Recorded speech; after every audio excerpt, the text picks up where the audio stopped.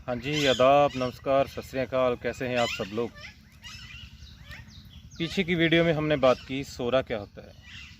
सोरा होता है हमारी मन की इच्छाएं, जिसकी वजह से हम लोभ में लालच में जाते हैं और गलती करते हैं, और गलती के परिणाम हमें भुगतने पड़ते हैं, और उसके परिणाम के स्वरूप हमें बीमारियां मिलती हैं। सोरा के कारण सोरा होता है हमारी इच्छाएं।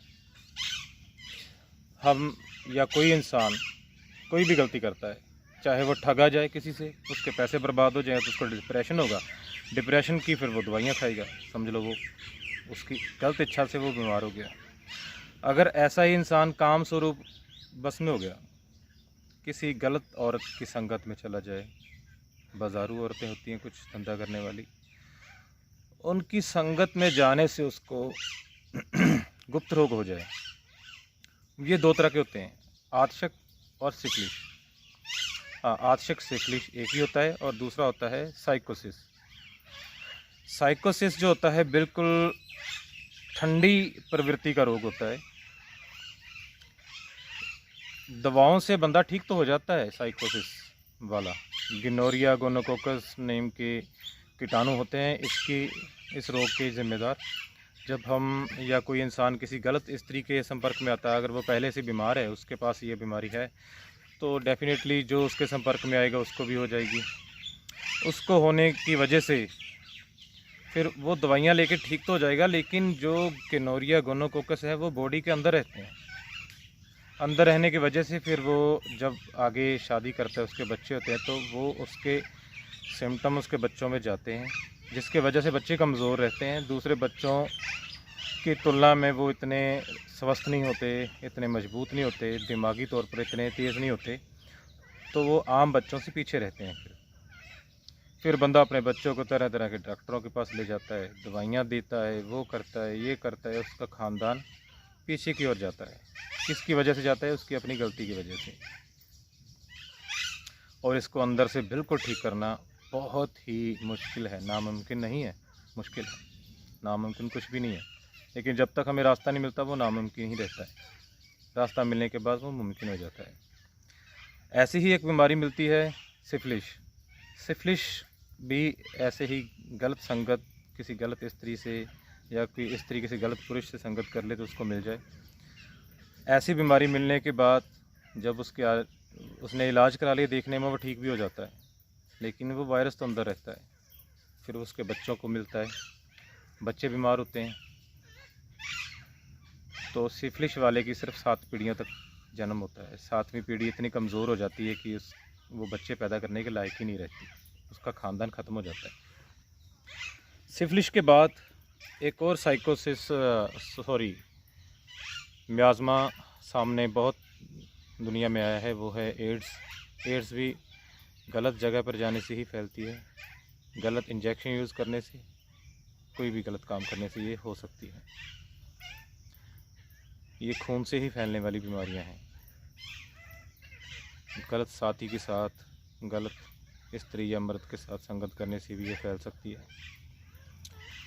तो एड्स का तो अभी तक कोई इलाज नहीं मिला है। अगर किसी को होगी तो उसकी सेल्फ डिफेंस, जो बीमारियों से लड़ने की शक्ति है, वो ख़त्म हो जाती है। अगर बीमारियों के लड़ने की किसी की शक्ति ख़त्म हो गई तो कोई बीमारी उसके पास आएगी, उसको अटैक करेगी, तो बंदा बस ऐसी बीमार होता होता, कमज़ोर होता होता मर जाएगा।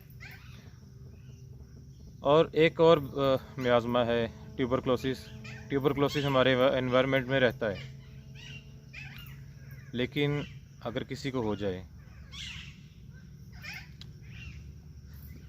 तो ट्यूबरकुलोसिस बीमारियों दवाइयों से तो ठीक हो जाता है, लेकिन ये उनके बच्चों में जाता है। फिर बच्चे सारी उम्र, बच्चों की बॉडी जो होती है, वैसे कई बच्चों का डिफेंस अच्छा होता है। अगर उस पिता को ट्यूबर है तो ज़रूरी नहीं है बच्चे को 100% होगा, लेकिन अगर पिता को नहीं है तो उसको होने के चांस 10-15% या 20% होंगे। अगर पिता को है तो बच्चे को होने के चांस 80%, 90% होंगे ही होंगे। चांस बढ़ गए ना इसमें। अगर बच्चे में ट्यूबर आ गया तो ऐसे जो पिता को होने वाले रोग होते हैं, पिता ने इलाज कराया, देखने में वो ठीक हो गया, लेकिन वायरस उसके अंदर है। उसके अंदर अगर साइकोसिस हुआ साथ में ट्यूबर मिल गया तो दोनों हो गए। दोनों की होने की वजह से उसकी डिफेंस कमज़ोर होगी, बच्चे की भी कमज़ोर हो जाएगी। जो बच्चे पैदा होंगे वो सारी उम्र दवाइयों के चक्कर में फंसे रहेंगे। बंदे लोग सोचेंगे हमारे घर से दवाइयाँ ख़त्म नहीं हो रही।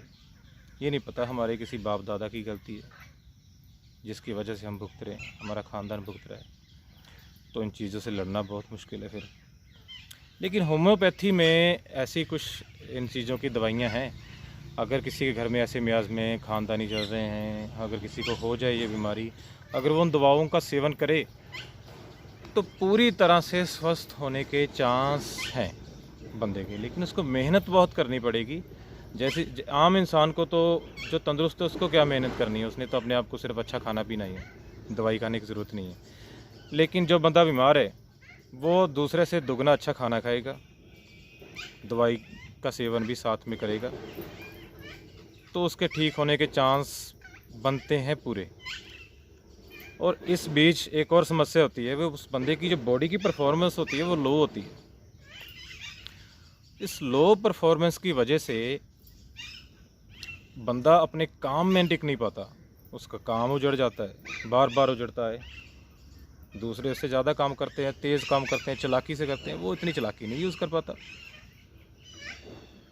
तो सबसे बड़ी समस्या उसके काम की आती है उसको। अगर ख़ानदानी वो अमीर बंदा नहीं है, मेहनत करके उसको कमाना पड़ रहा है, तो वो दूसरे बच्चों से तो लो एनर्जी ही रहेगा। तो इतनी ये जटिल समस्या बन जाती है। बंदा अपने हम पहली बात तो अपने काम वालों के साथ कंपटीशन करे, उनके बराबर काम करे, वो मुश्किल है, संभव नहीं है इतनी जल्दी। फिर उसको अपनी दवाई भी ज़्यादा खानी पड़ेगी दूसरों के मुकाबले, चाहे वो होम्योपैथी खाए, एलोपैथी खाए या आयुर्वेद ले, कुछ भी ले, सभी अच्छी हैं अपनी अपनी जगह पे। लेकिन क्रोनिक डिसीज़ को ज़्यादा अच्छा होम्योपैथी में ही किया जा सकता है। तो उसको काम में भी दूसरों से ज़्यादा मेहनत करनी पड़ेगी, दवाओं में भी उसको दवाएं खानी ही पड़ेंगी, और उसको जो अपनी खुराक है, सेहत है, उसको भी दूसरों से ज़्यादा अच्छा रखना पड़ेगा, तभी वो ठीक हो पाएगा।